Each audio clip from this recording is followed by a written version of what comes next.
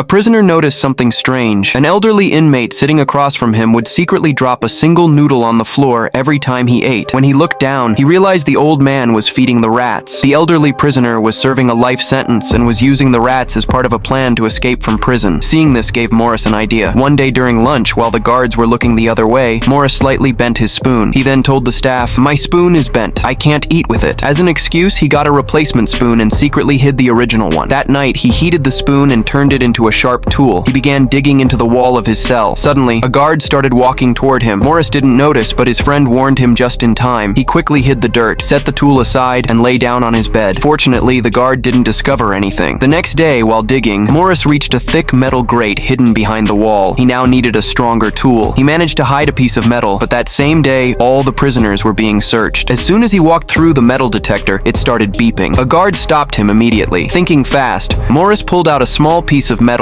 and handed it to the guard. The guard became suspicious and searched him thoroughly, but found nothing else. The real piece of metal was hidden inside his shoes. Using it, Morris cut through the grate and created an escape route. After that, Morris made a dummy that looked like himself using wet newspapers and old clothes. He painted it and attached his own hair to make it look realistic. Then he placed the dummy in his bed and started crawling through the tunnel. Just then, a prison employee came by to check on the inmates. Morris's friend kept calling out to him, but Morris was busy climbing onto the roof. The employee looked into the cell and assumed the prisoner was asleep. Suddenly, his baton fell and made a loud noise. When there was no reaction, he became suspicious and tried to investigate. By that time, however, Morris had already returned to his bed because he wanted his friends to escape with him. The next day, the warden grew suspicious and ordered a thorough search of Morris's cell, but nothing was found. Morris had already painted over the tunnel entrance, so it blended perfectly with the wall. At lunch, he told his friends, "Tonight, we're getting out." When night fell, the three prisoners climbed through a chimney and made their way onto the roof. Avoiding the searchlights, they moved carefully forward, crossed the high fence, inflated the homemade life jackets they had made, and escaped the prison by traveling down the river. The next morning, a guard came to wake Morris. When he got no response, he unlocked the cell door. As soon as he grabbed the figure lying in the bed, the fake dummy fell onto the floor. The guard was stunned. A massive search was launched, and officers looked everywhere for the escaped prisoners, but they were nowhere to be found.